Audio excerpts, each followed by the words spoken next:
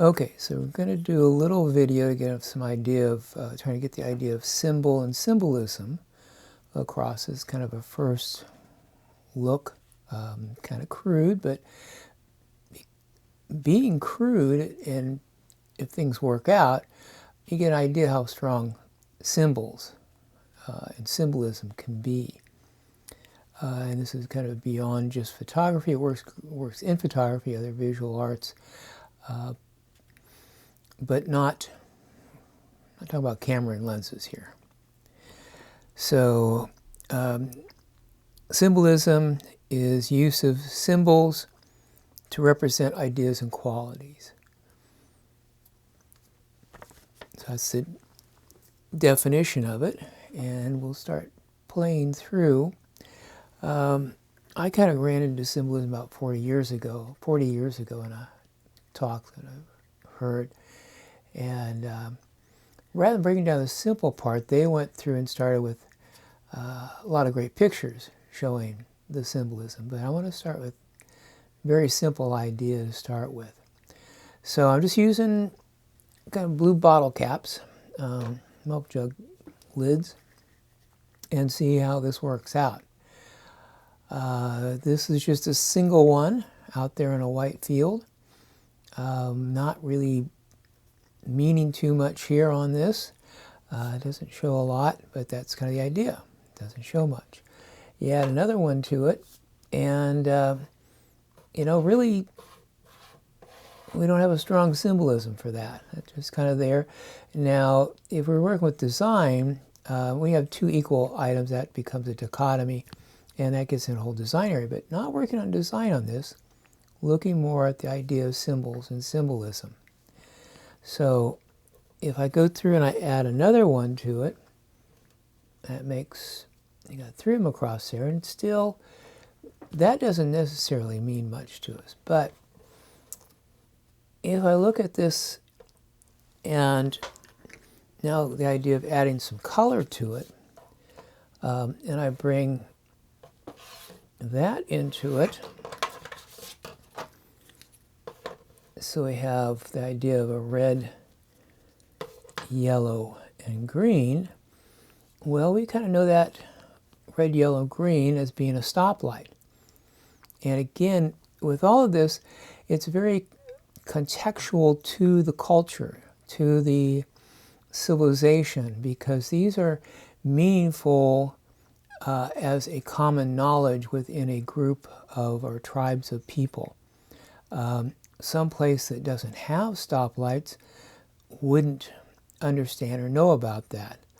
But looking at it from the United States, from Western culture, this we see generally all the time. It's very common to see out and around is to see a stoplight that's going to have this. So I'll say we've got three items, but in utilizing color, color can be very strong with symbolism. And we see that a lot, use that a lot in photography. Whether we cool something down, warm something up in your sunsets, in your early morning or night, the color has taken on a meaning beyond just the color. It now has symbolic meaning. So now we've got use of color, but now I'll get back to my simple ones.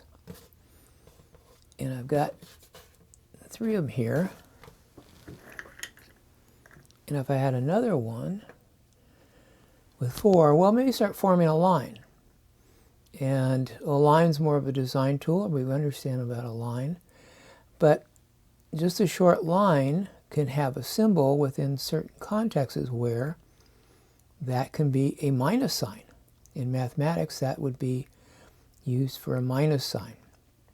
It takes on the symbol takes on a much deeper meaning and broader meaning on it.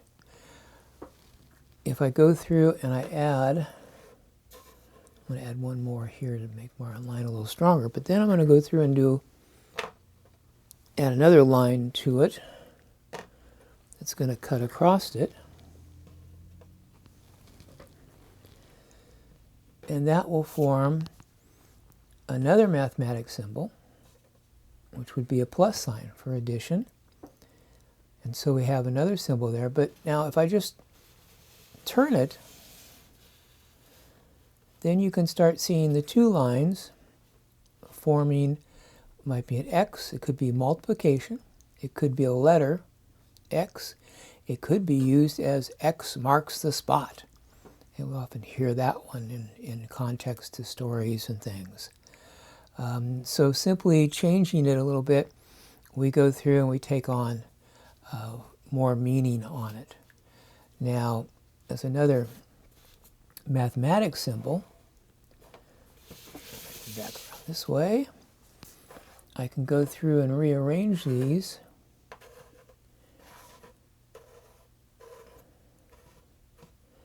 And I can start forming what would be a less than sign. But now this also can take on a meaning. And if I turn it again, and we can take on another symbolic meaning, add a couple more to it, and we could have the letter A.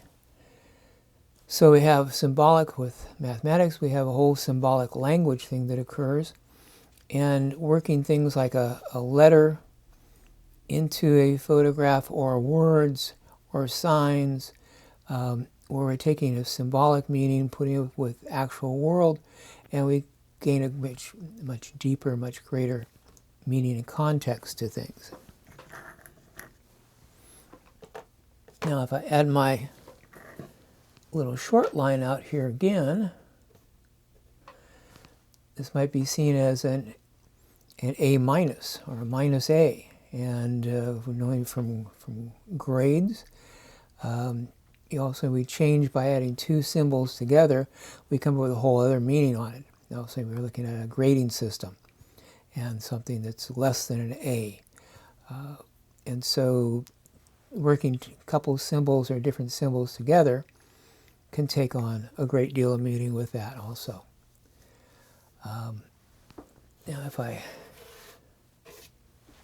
alter this out a little bit more, in this case what I'm going to do is I'm going to flip it around to basically show again, and with our alphabet we can form a V, so we have a letter on it,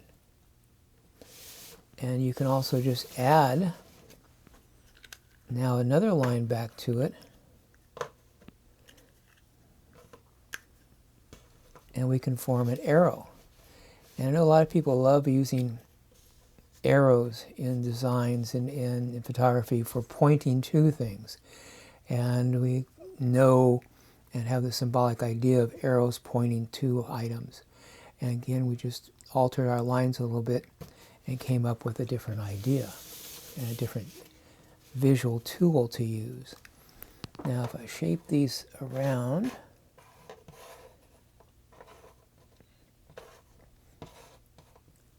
again,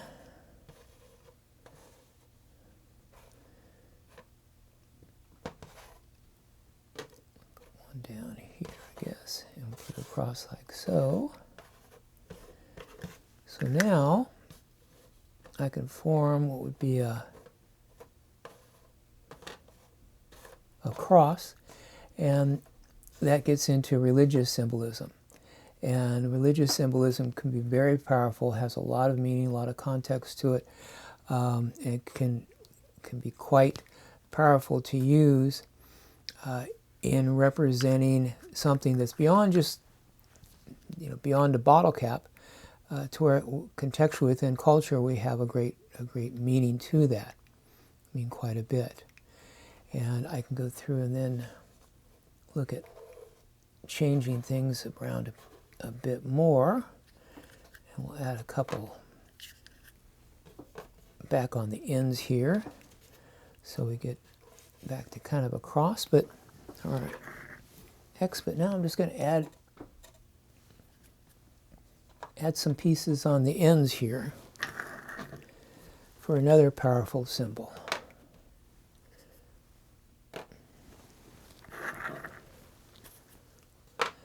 These on here. So initially this symbol was more meant for a religious context, but then took on a whole other meaning after World War II, and actually it's supposed to be at a 45-degree angle. And also you've got a swastika that became the symbol for the Nazi Party, and that still carries on with a very strong symbolism today, and can carry quite a bit of meaning. Now, if you're in some place where this was an early religious symbol, which I understand is more down with the Hindu area and weren't involved elsewhere, you might still see this as being a religious symbol and wouldn't have the whole context of being within the Nazi Party and what happened with Germany during World War II. So when you're photographing or doing things, and especially now with stock stuff happening around the world, shooting stock photography, you have to think beyond just your local culture if you want to reach the largest audience. Will they understand what the symbol is that you're showing on it? So that's in showing some symbols and how symbolism can work in an area. Next, I'm going to move into another type of symbolism.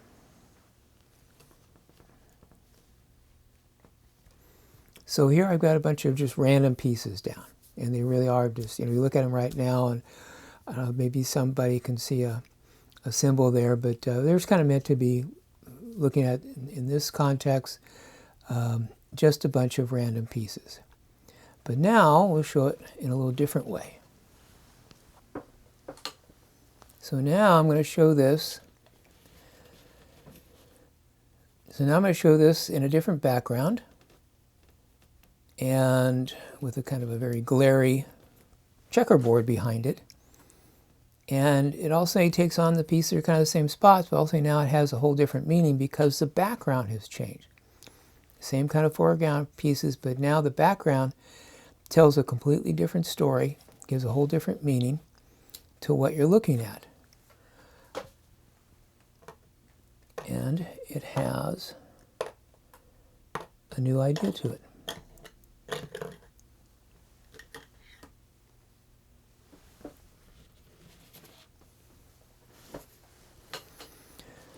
So kind of the idea, and this is something I don't have a picture of, but you can go shoot it yourself if you want to, but where it's a case where now if you think about like a young lady in a white flowing gown, and if you picture that on a church aisle, it'll give you one kind of meaning. Take that same young lady in a white flowing gown and put them in a cemetery. You change that background.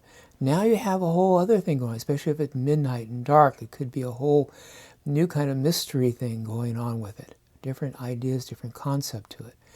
And then if you take it and put her standing in the middle of a goat herd, from Western culture, we might go through and say, what's going on here?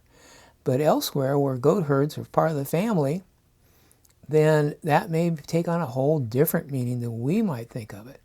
So that contextual part is very strong, but the subject matter in different settings can take on quite a bit of different meaning.